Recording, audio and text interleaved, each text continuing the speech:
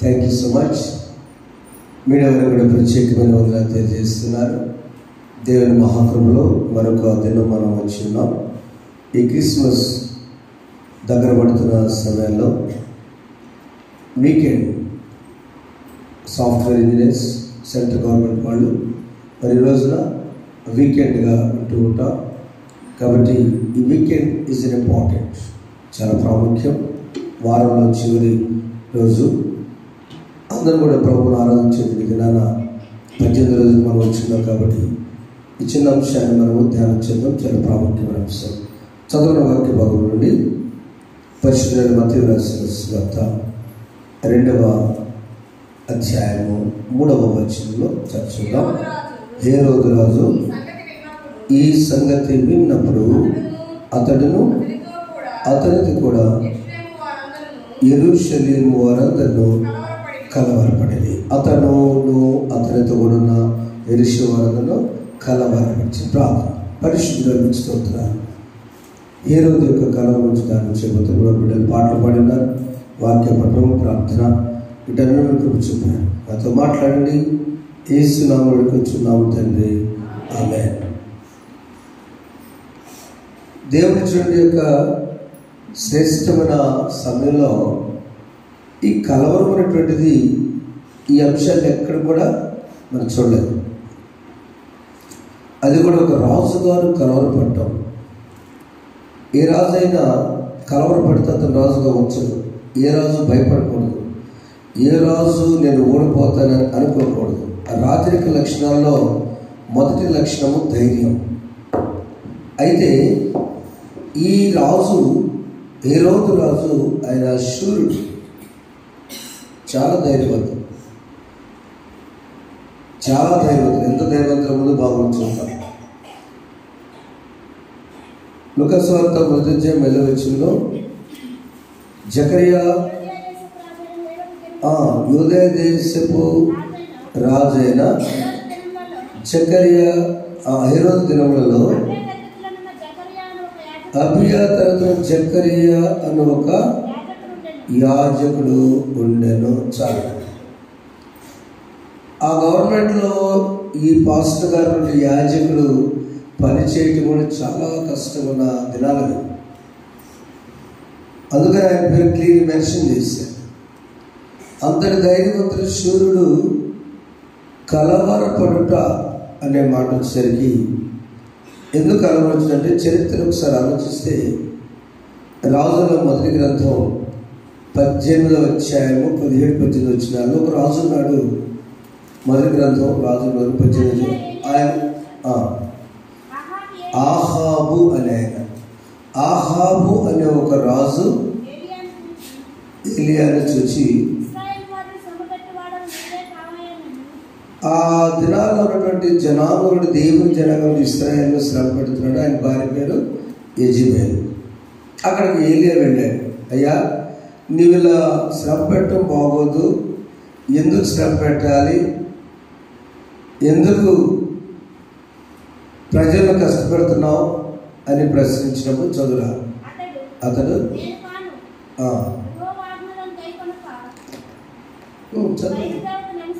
నీవేమో బయలుదేవతను అనుసరిస్తూ నీ తండ్రి ఇంటి వారు అది ఇశ్రాయేలు జనాంగాన్ని నువ్వు బాగా ఇబ్బంది పెడుతున్నావని దేవుడు నాకు తెలియపరిచాడు. ఇదిగో నేను నీ దగ్గరకు వచ్చి వాళ్ళు చెప్తున్నా లేక వర్షం పడదు అని దీవించకుండా ఆ రాజుని శపించడానికి వెళ్ళేసరికి ఏలియా రాజు ఏం చేశాడంటే, రాజు అంటే రాజు భార్య యెజబెలు ఖచ్చితంగా ఇతన్ని చంపేశాడు. ఎందుకు కలవరం వచ్చింది, వర్షం పడదని చెప్పాడు. అంతే ఏం చెప్పాడయ్యా, నీ రాజ్యంలో వర్షం పడదని చెప్పాడు. ఆ కలవరం కోపం మేడం గారు ఏం చేశారంటే యెజబెలు రాని చంపాడు. ఈరోజు చదువుతున్న వాక్య భాగాలు 44వ కీర్తనలో కూడా పూర్వము దేవుడు చేసిన కార్యాలని మనమంట నెక్స్ట్ జనరేషన్కి చెప్పాలి. వారు చెప్పారు. మొదటి వచ్చిన 44వ వచనంలో, దేవా పూర్వకాలమున మా పితరుల దినాల్లో నీవు చేసిన పని గురించి మేము చెవులారా విని ఉన్నాము. మా పితరులు దాన్ని మాకు దేవుడు పూర్వకాలం ఏం చేశాడో చెవులారా విన్నాము. మా పితరులు దాన్ని గ్రహించి మాకు వివరించారు. ఏంటి పితరులు అంటే, అయ్యా మనము కాదు, మన వెనకొక శక్తి ఉన్నది, దైవికమైన శక్తి మనం నడిపిస్తుంది. మనం చాలా ఇశ్రాయేలు పరిస్థితి పొరుగురోళ్ళు. ఐగుప్తు దేశానికి యాకోబు కొడుకులు 11 మంది, చిన్న కొడుకు అయినటువంటి యోసేపు కొట్టి అమ్మి ఐగుప్తుకు అమ్మారు. మారుబేరానికి 22 ఏళ్ళకి అమ్మితే మధ్యలో వాళ్ళు ఎందుకులో మాకు ఏం చేసుకుంటామని దెబ్బలతో నడని ఇంకో 10 నాణాలు వేసుకొని 32 ఏళ్ళకి అమ్మారు. 2 సార్లు వేసి పంపకం జరిగింది. డైరెక్ట్ 30 కాదు, బైబిల్ చదువు. ఆయన ఐగుప్తు వెళ్ళాడు, ఐగుప్తులో శ్రమ పడ్డాడు. నేను మనం చెప్పుకున్నా. అదైన తర్వాత బాగా ఒక స్థాయికి వచ్చిన తర్వాత అందరు అనుకోకుండా రావటం, వారు దీవించబడటం, వాళ్ళు అక్కడే ఉండిపోయారు. కారణం ఏంటంటే మంచి పొజిషన్లో గవర్నర్ ఉన్నాడు కాబట్టి. కానీ క్రమేపీ కాలం ముందుకు వెళ్ళే కొద్దీ వారిపై నష్టం వచ్చింది. వీరు పొరుగువారు, వీరు బలవంతులు, తెలివిగా ఉంటున్నారు అని వచ్చిన తర్వాత అందుకనే ఫరో కూడా వీళ్ళని ఎట్ట కూడా మగ పిల్లలను చంపేయమని చెప్పి 2 సొంత పిల్లల్ని వధించమని కూడా ఆజ్ఞేశారు. వాళ్ళ కలవరం. ఇశ్రాయేలు దేవుని బిడ్డలంటే కలవరం ఫరో కూడా. ఆ పరిస్థితుల్లో అలాంటి స్థితి నుంచి దేవుడు తప్పించి తీసుకొచ్చాడు. ఆయన పితరులు వివరించారు. ఎర్ర సముద్రం 2 పాయలుగా చేర్చి మన ప్రాణాలు కాపాడాడని పితరులు వివరించారు. ఆకాశము నుండి మన్నాను పంపి దేవుణ్ణి స్తుతించెదము. ఆకాశము నుండి మన్నాను పంపి దేవుణ్ణి స్తుతించెదము. బండ నుండి మధు జనములు పంపి యెహోవాను స్తుతించెదము. బండ నుండి మధు జనములు పంపి యెహోవాను స్తుతించెదము. హల్లెలూయా స్తుతి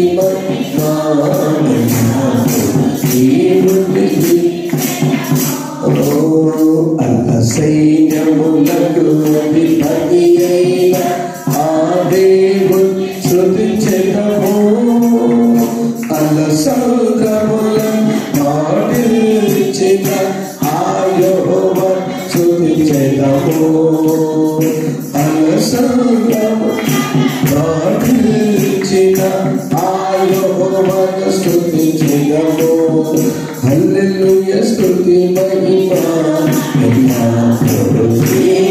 కీర్తించెదము. హల్లెలూయా హల్లెలూయా హల్లెలూయా. ప్రపంచంలో అన్ని భాషల్లో తర్జుమా చేసిన పాట ఈ పాట. మీరు ఎంత బాగా పాడితే నేను బాధపడతా. ఎంత బాగా చప్పట్లు కొట్టుకుంటూ ప్రశాంత పాడిపోయి ఏ పాపలు లోపల పడతారే గట్టి చెప్పండి. హల్లెలూయా హల్లెలూయా హల్లెలూయా హల్లెలూయా స్తుతి మహిమ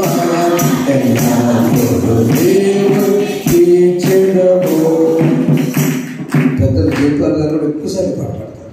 ఆయన ఇష్టం. కారణం 44 కీర్తన 3వ వచనంలో ఆ శత్రులు వారు తమ ఖడ్గం చేత దేశము స్వాధీనపరుచుకున్నారు లేదు, వారి బాహు వారికి జయమే లేదు.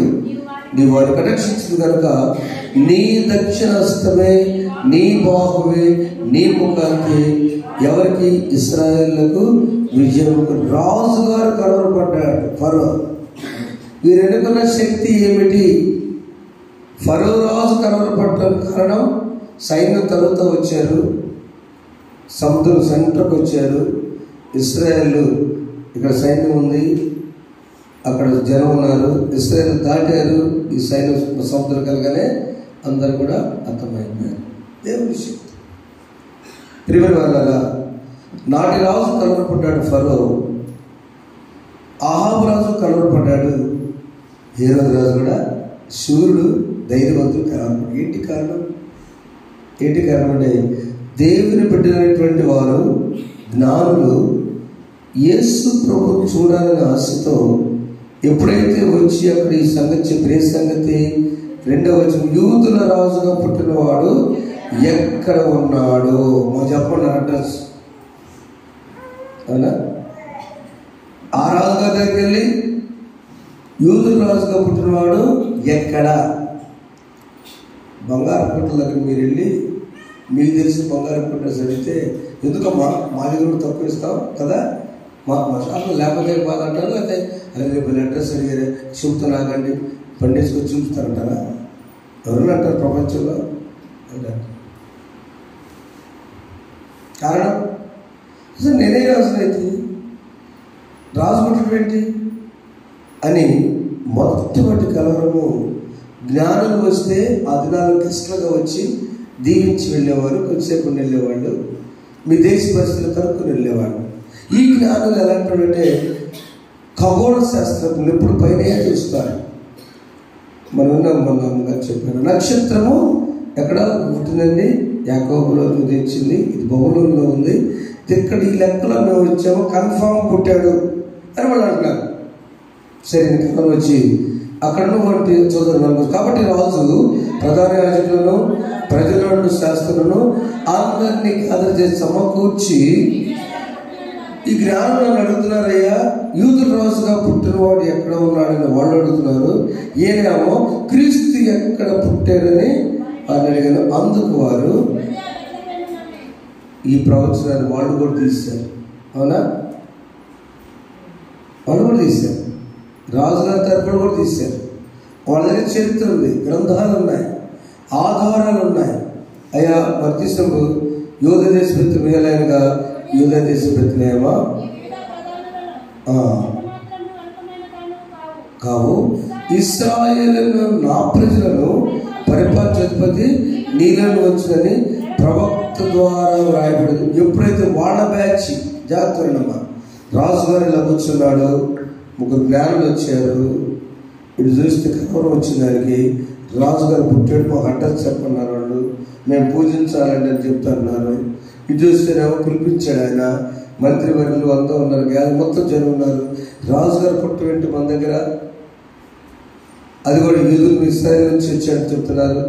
కన్ఫామ్ పుట్టంటే అంటే అయ్యా ఉందయ్యా, ఈ చరిత్ర తీస్తే ఎప్పుడో 700 సంవత్సరాల క్రితం మీకు రాశాడు, యూదా దేశపు బెత్లెహేమా నువ్వు అల్పగలకనుంది. ఎప్పుడైతే అంతే కదా, ఈ రాజు పుడుతున్నాడు అనగానే బెత్లెహేములో ఎందుకు పుడతాడంటే ఆయనకి ఎందుకు డౌట్ వచ్చిందంటే, రూతు గ్రంథం 1వ వచనంలో ఆ బెత్లెహేము పేదరికం అయిపోయి కరువు అయిపోయి చదువు దేశంలో కరువు కలుగగా ఒక మనిషి తన భార్య బిడ్డను తీసుకొని ఇక్కడికొచ్చాడు.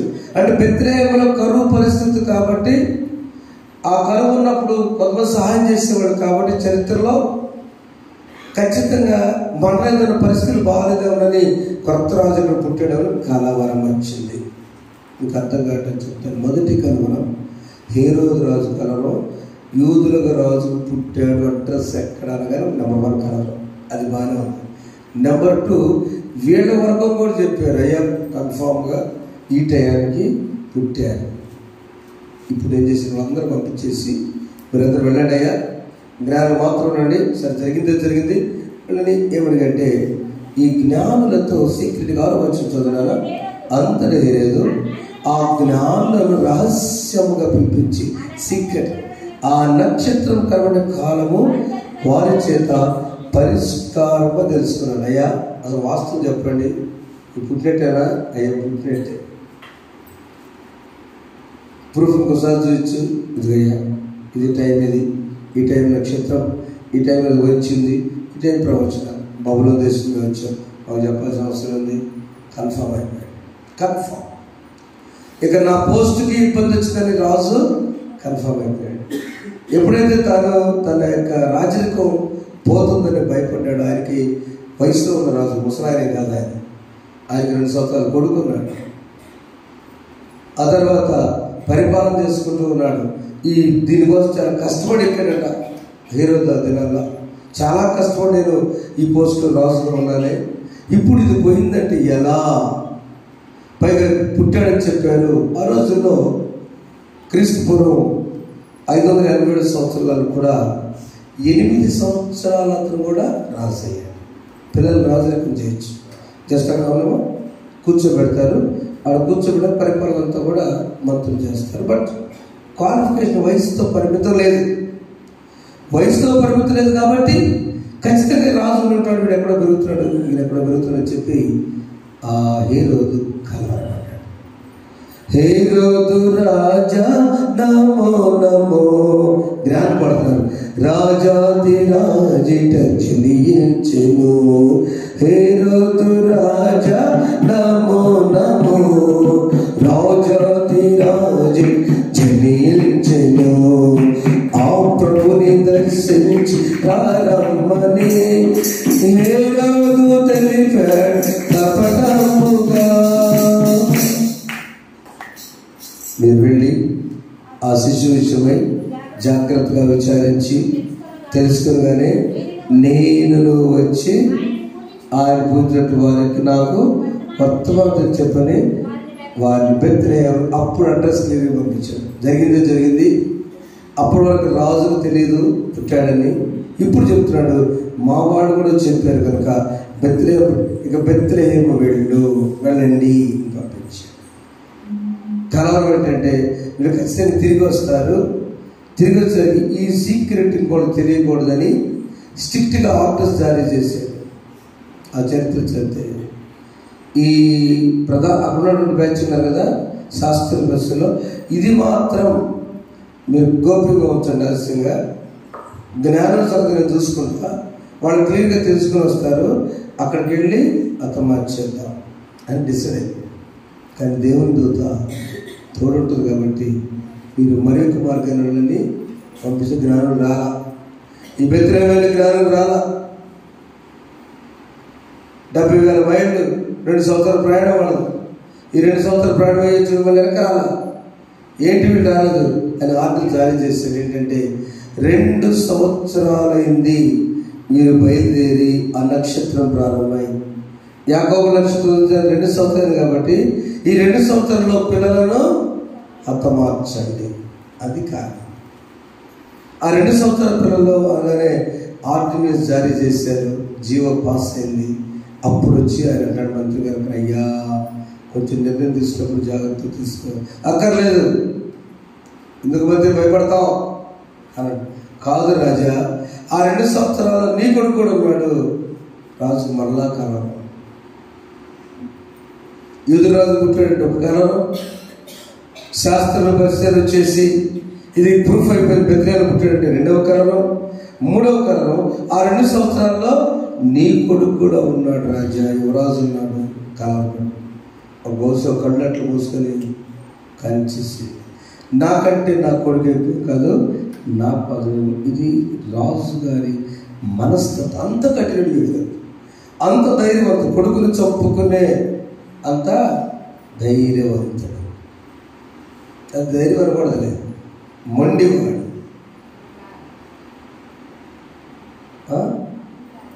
అది మొండివాడు, దాని ధైర్యం అనకూడదు. పిరికి వారు చేసే పని. గట్టి చెప్పాలంటే ఆత్మీయ భాషలో హేరోదు పిరికివాడు. ఆ హేరోదు ఆ కాలం చేసేసరికి పరిస్థితులను కూడా తారుమారైపోయాడు. చూడండి ప్రేమల వల్ల హేరోదు కలవబడ్డాడు. చివరికి యోసేపుని యేసు ప్రభుని చంపేటప్పుడు ప్రధాన యాజకులు కూడా కలవబడ్డాడు. చూడండి యోహాను సువార్త 11వ అధ్యాయం 47 పొలిటికల్ ప్రాబ్లం 47-48 వచనాల్లో. కాబట్టి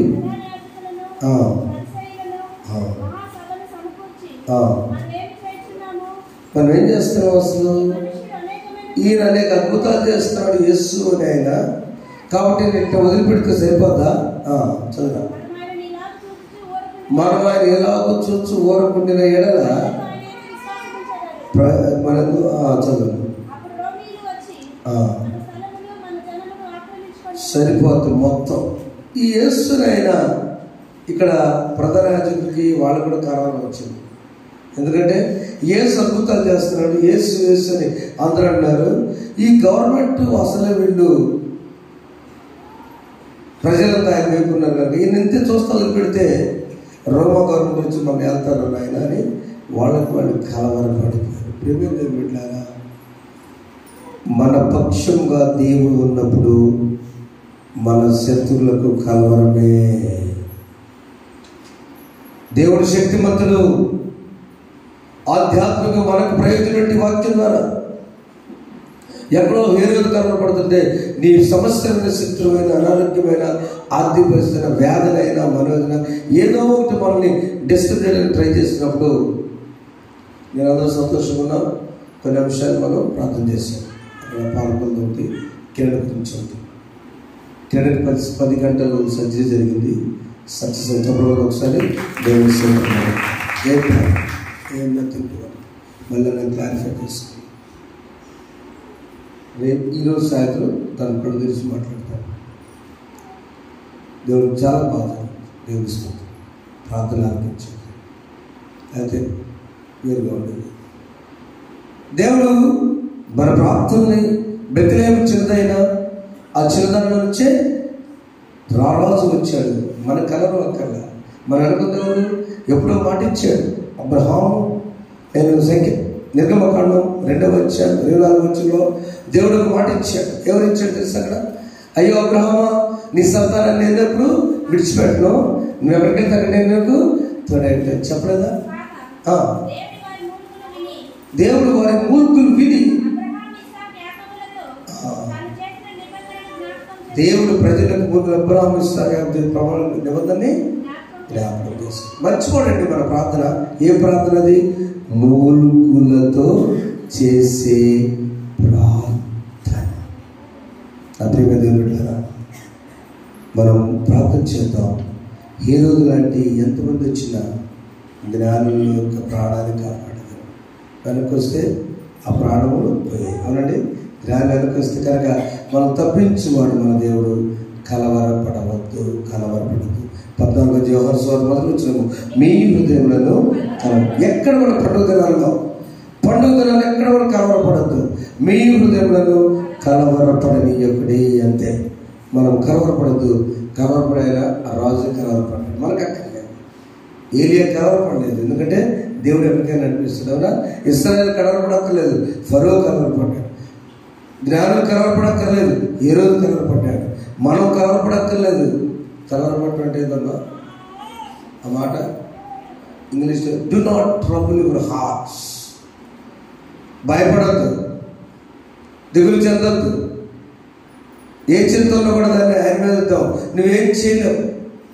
మీ హృదయములను కలవరపడి శిష్యులతో ప్రభు చివరి వెళ్ళేటప్పుడు ధైర్యం చెప్పిన మాట. ఉదయకాలంలో ఏ రోజు కాలంలో మనకన్నా వస్తాం. తప్పించువాడు ఆయనే, జయించువాడనే కనుక మన పక్షంగా ఉండేవాడు. నడిపించకు పరిశుద్ధాత్మ మనకు సహాయం చేయను కాక. ఆమేన్.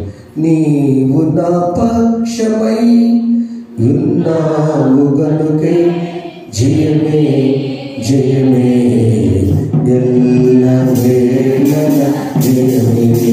నీవు నా పక్షమై ఉన్నావు గనుకే జయమే జయమే ఎల్లవేళల. పరిశుద్ధునికి స్తోత్రాలైనా. నాటి ఫరో కలవరపడ్డాడు ఇశ్రాయేలు పక్షులు ఉన్నారని. యెజబెలు ఆవు కలవరపడ్డారు, ఏలియా పక్షం మీద ఉన్నారని. జ్ఞానుల పక్షం మీద ఉన్నారని హెరోదు కలవరపడ్డాడు. ఆయన మా పక్షం మీద తండ్రి వినండి, మేము కలవరపడం కూడా మా గొప్ప తండ్రి నీకు స్తోత్రాలు. జ్ఞానులను నూతన మార్గం నడిపించి తప్పించిదేమో మా బిడ్డలు కూడా ఎక్కడ కలవరపడకుండా నీ సహాయం దయచేయి. కిరణ్ విషయంలో సహాయపడ్డావు. సత్యలోని వలన వేరే విషయంలో తల్లిగారి మా ప్రభు సమాధానం ప్రభు దయచేసి తెలుస్తుంది. బలహీన బలపరచండి. సునీత గారి గృహాన్ని చేర్చిందేవా రమేష్ గారు సంతోషించడానికి స్తోత్రాలు. మా ప్రార్థన జవాబిచ్చిందని నీకు వందనాలు చెల్లిస్తున్నా. ఇంకెందరూ బలంగా ఉన్నారు, పనులు బలపరచు. మా బిడ్డ పనులు వెళ్తున్నారు, క్షేమం దయచేయండి. ఉద్యోగంలో, డ్యూటీస్, వ్యాపారాలు, పరిచయాలు మీరు జ్ఞాపకం చేసుకుని పండుగ దినాలు ఎక్కడ అపాధికి తలవకుండా, ఏ కలవరం మాకేం చేయదు, ఏ టెన్షన్ మాకొద్దు, నా ప్రభువునని టెన్షన్ లెస్ క్రిస్మస్గా చేయమని యేసునామములో ప్రార్థిస్తున్నాం తండ్రి, ఆమేన్. మమ్మల్ని ఉదయం వరకు సురక్షితంగా కాపాడిన ఓ ప్రభువా, మా పరలోకపు తండ్రి, సర్వశక్తి అనిచ్చిన దేవా, నీ మహాశక్తితో ఇదేమంటే మమ్మల్ని సంరక్షించు. ఇదే మేము ఏ పాపంలోనూ కాక ఏ విధమైన అపాయం నచ్చుకున్నట్టు చూపుము.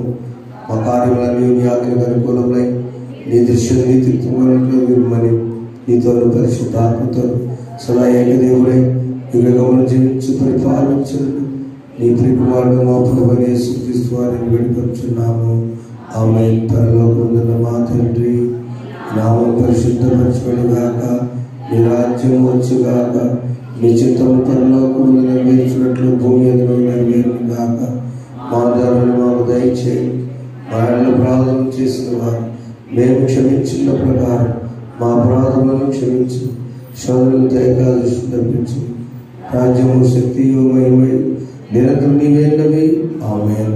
మన తండ్రి దేవుని ప్రేమ, ప్రభువైన యేసుక్రీస్తు వారి కృప, పరిశుద్ధాత్మమైన సహవాసం బ్రతుకు సదాకాలం మీకు మీ కుటుంబాలకు ఈ దినచర్యలన్నిటికీ తోడేయును గాక. ఆమేన్. చుక్కగను గని జ్ఞానులైతో మగువతున ప్రభుని కనుగనా, చక్కగా బెత్లెహేము చూచిరి, ఆనుగని చిరి చింతలేదికై సుబుతే ప్రీతగను బెత్లెహేమందునా, చంత చేరను రండి సర్వ జనాంగమా, సంతసమదుమా.